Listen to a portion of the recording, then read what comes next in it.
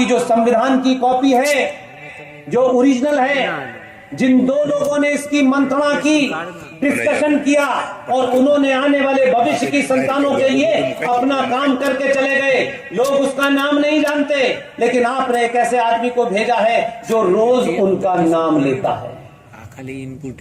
आपको गर्व करने की चीज बताता हूं, भारत का जो ओरिजिनल संविधान है जिसपे सबके सिग्नेचर हैं, आपको इतना ही पता है, उस संविधान का पेज नंबर 1, उसकी पहली लाइन क्या है? उसकी पहली लाइन है इंडिया दैट इज भारत। आपने ये पढ़ी और आगे चले गए। मैं वहीं रुक गया, मैं आगे ही नहीं बढ़ना चाहता। तब जाकर के मुझे पता चला कि इंडिया दैट इज भारत ये क्यों लिखा गया। शुरूढ़ लोगों ने लिख दिया, समझदार लोगों ने उसी को ऊपर खड़े होकर के झंडा लहराया और कभी अपना नाम नहीं बताया। उस ग्रुप में से एक आदमी जीवित थे, 2007 में उनकी मृत्यु हुई है। मध्य प्रदेश के जबलपुर के रहने वाले थे, उनके बेटे जीवित हैं, तमाम उनके पिताजी की रिकॉर्डिंग है। मैं जबलपुर में गया, मुझे ऐसे ही किसी सभा को संबोधित करना था, मुझे जैसे ही किसी ने बताया कि ऐसे ऐसे एक परिवार रहता है, मैं सारे काम छोड़कर उनसे मिलने गया। मैंने कहा मुझे पहले बताइए, तो उन्होंने सारे साक्ष्य मेरे सामने रखे। मैं ये सोचता रहा बहुत दिन तक कि आखिर कैसे लोग थे यार।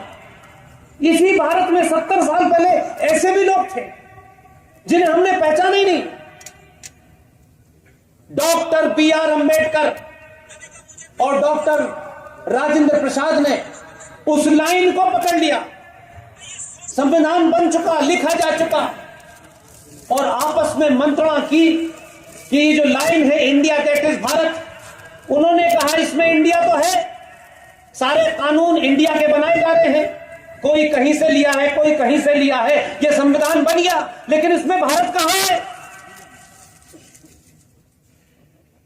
हम लोग इतने बौने लोग थे, अपने स्वार्थ के कारण उनका नाम नहीं लिया, और कुछ लोगों ने झूठे लोगों का नाम इतना प्रचारित किया कि कहा यही स्टेटमेंट है, यही विजनरी है। डॉक्टर राजेंद्र प्रसाद और B.R. अम्बेडकर के बीच बातचीत हुई और उन्होंने कहा कि इस संविधान में भारत दिखना चाहिए। हजारों हजारों साल पुराने भारत की क्या पहचान थी, ये भारत कैसे चलता था, वो दिखना चाहिए। उसी दिखने के क्रम में डॉक्टर राजेंद्र प्रसाद को B.R. अम्बेडकर ने कहा कि क्या हम इस लिखे हुए संविधान के अंदर कुछ नया ऐड नहीं कर सकते, क्योंकि अब ये पास हो चुका है, लेकिन हम इसमें भारत को कैसे दिखा सकते हैं। उन्होंने कहा क्या ये नहीं होगा कि हम चित्रों के माध्यम से भारत को इसमें जिंदा कर दें। दोनों के बीच में मंत्रणा हुई, डॉक्टर राजेंद्र प्रसाद को यह काम सौंपा गया। डॉक्टर राजेंद्र प्रसाद ने बंगाल के अंदर कलकत्ता के पास शांति निकेतन के अंदर नंदलाल बोस को बुलाया, जो उस वक्त के सबसे मशहूर आर्टिस्ट थे, और उनसे कहा कि हम ये चाहते हैं कि भारत के संविधान में कहां फंडामेंटल राइट्स हैं, कहां ड्यूटीज हैं। भारत के इतिहास में, सनातनी इतिहास में हजारों साल पहले आप अपनी ड्यूटियों को कैसे दिखाते थे, अपने कर्तव्यों का पालन कैसे करते थे, आप चित्रों के माध्यम से इसको संविधान में दिखाएं। इसलिए भारत के पहले पेज पर जहां इंडिया दैट इज भारत लिखा है, उसके ऊपर नंदी की तस्वीर बनी हुई है।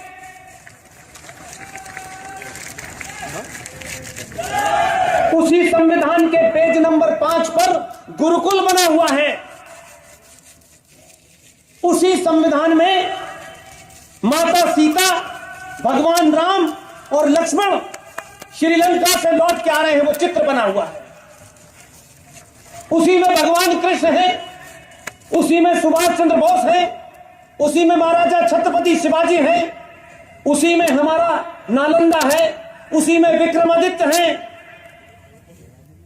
इन चित्रों के माध्यम से हमारे हजारों साल की संस्कृति का चेहरा है।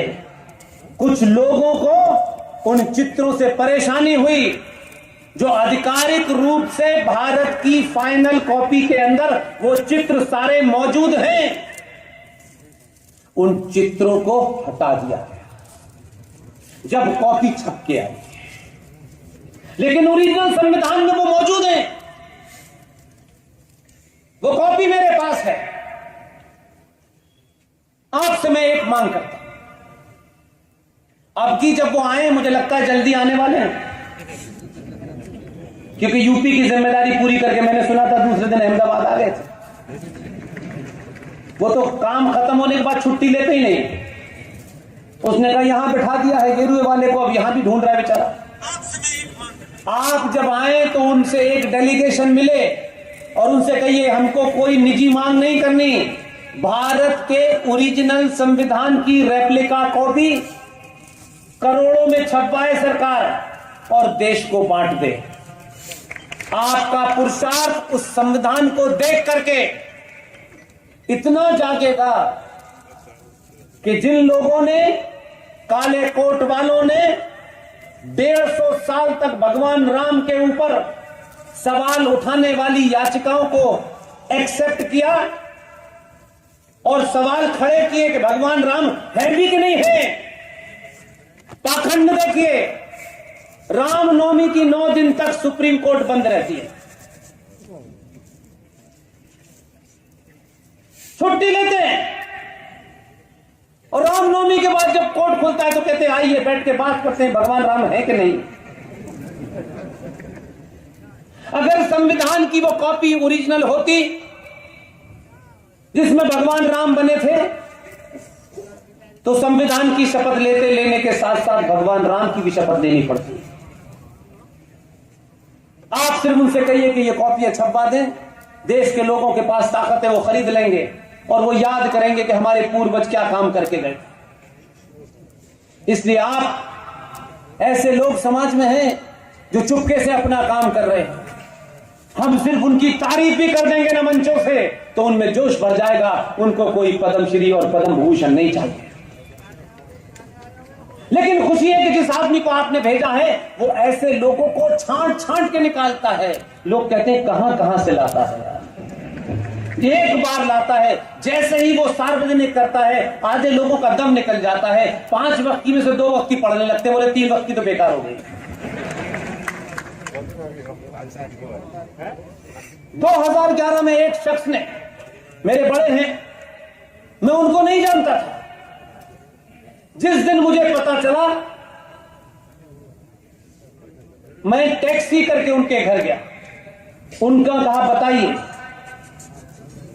मैंने कहा मैं आपके पैर छूने आया हूं, मुझे कुछ नहीं पता, मुझे जो आपके बारे में पता चला है उतना ही मेरे लिए आप सम्मानित। वो बेचारे बड़ी देर तक भौचक्के हो गए, उनको लगता था कि भारत में कोई ऐसे पागल भी लोग होते हैं, नहीं तो लोग काम कराने जाते हैं। 5 मिनट तक उनके पास बैठा और फिर मैंने हर मंच से उनका नाम लिया, इसलिए कि आप जब तारीफ करते हैं तो लोगों में खून बढ़ जाता है, हौसला बढ़ जाता है। सब लोग पुरस्कार से बड़े नहीं होते, समाज में लोग उनका नाम जानते हैं, इसी से बड़े हो जाते हैं। बहुत बारीकी से इस समाज में लोग हैं काम करने वाले। खुशी है कि सत्ता के शीर्ष पर एक आदमी ऐसा बैठा है जो इन बारीकियों को बड़ी बारीकी से देखता है। उत्तर प्रदेश में भगवान कृष्ण के वंशजों की सरकार थी, लेकिन इलाहाबाद हाई कोर्ट के जज जस्टिस शंभुनाथ श्रीवास्तव साहब ने, जिन्हें कोई नहीं जानता, वो भी एक जज थे, अपना काम कितनी बारीकी से किया, कभी शोर नहीं मचाया। भगवान राम कृष्ण के मंदिर के छोटे से झगड़े में एक सुनवाई हुई और सुनवाई करते करते जस्टिस शंभुनाथ श्रीवास्तव का जो एजेंडा था वो यहां था। सुनवाई की, सुनवाई करते करते उस मंदिर का झगड़ा जो कृष्ण भगवान का मंदिर था, छोटा सा मंदिर था, दो बंगाली भाइयों में झगड़ा था, उनको अपना एजेंडा लाना था। उन्होंने कहा ये तो मेरी मुराद पूरी हो गई कि ये मेरे ही कोर्ट में आया है। सुनाया, सुनते सुनते सुनते सुनते मंदिर के फैसला दिया और उस फैसले में जो लिखा वही मील का पत्थर साबित हो गया।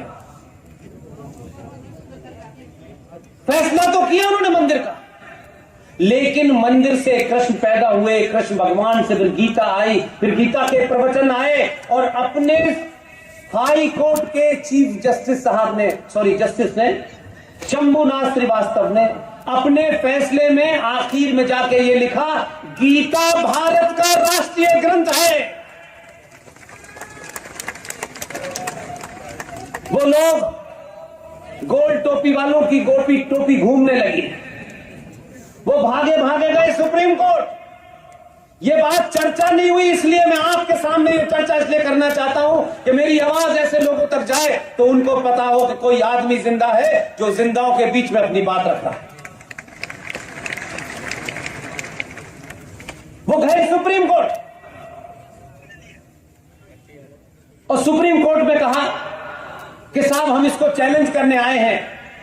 सुप्रीम कोर्ट में एक आदमी बैठा था, उसने कहा कि जितने तथ्य आपने हाई कोर्ट के जज जस्टिस शंभुनाथ श्रीवास्तव के सामने रखे थे, उससे कोई नया तथ्य हो तो हमें बताइए।